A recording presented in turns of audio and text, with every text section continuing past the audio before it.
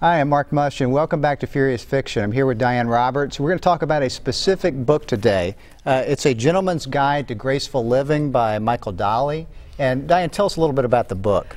Well, it's a really interesting book about, I think, a really interesting book, a novel about a kind of character that I really don't like, a passive, kind of wimpy guy, rich guy in waspy Upper East Side, New York. The writer won the Whiting Award for this. It's, you know, he's a very good writer, I think very up-and-coming writer, but the book is kind of about this man's inability to do really anything in his life until he can. And that may be why I didn't really like the book that much. And partly for some of the reasons that you mentioned. The main character is this kind of wimpy guy, and you're kind of going, well, you know, I'm not really identifying a whole lot with this wimpiness here. And then there was the writing style too, and it wasn't that I just, you know, had, oh my God, I got to force myself through another 10 pages of this, you know. But it also was a little bit like the writing style. I kept thinking it reminded me, for some odd reason, of Curious George, and I kept thinking, you know, is the man with the yellow hat around here? What you know?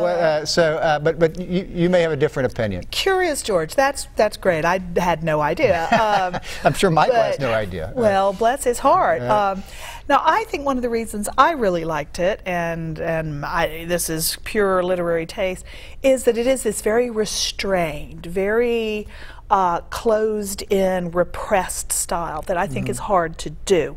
It reminded me in some ways of Henry James, which may be just as bad as Curious George for some people, but it's this world of the rich and the privileged, people who inherit memberships in gentlemen's clubs, and you know, and it's a very exotic world to me, at least. But I liked when the character started, he's called Arthur, when he started to break free of his horrible manipulative ex-wife, his nasty cousin, and all the other people who have basically squashed him. He's not somebody I want to meet in real life, but I admired the style. I admired the way the writer brought you in to this guy's world and made you kind of understand why he was such a wimpy loser. Well, and so I'm, you know, as I'm reading this and not liking it that much, and I'm trying to, you know, do this psychoanalyst. Well, why am I not liking this? And you know, are there other books that have characters that are not appealing characters that I've liked, and you kind of get past it, and that's. But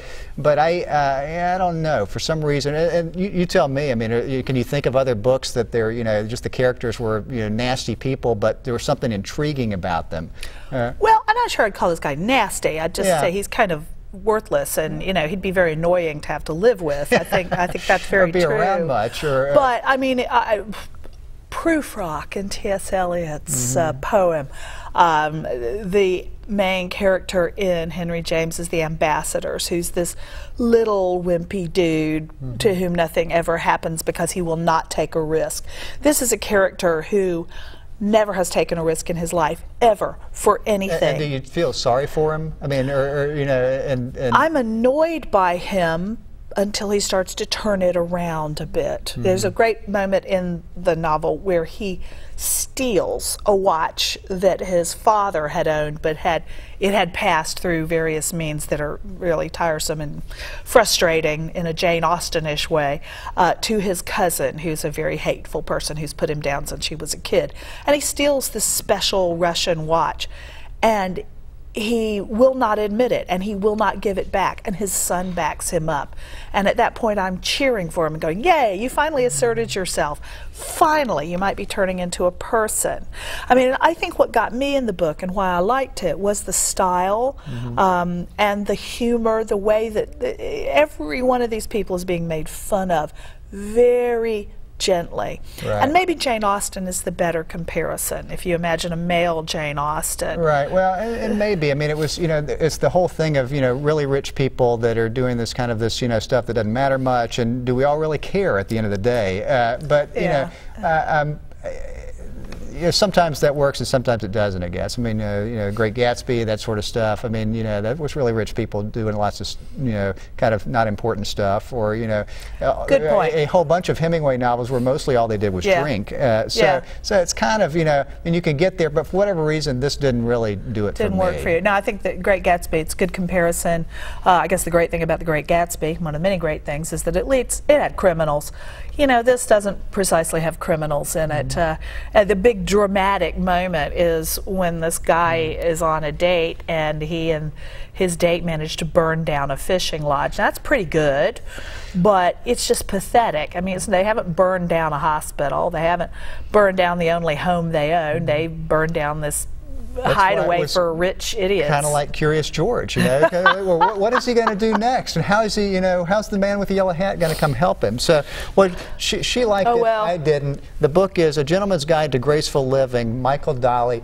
You read it. See what you think. Pick it up sometime. I'm Mark Mustian, Diane Roberts. We're here with Furious Fiction. Thanks for joining us. We'll see you next time. See you next time.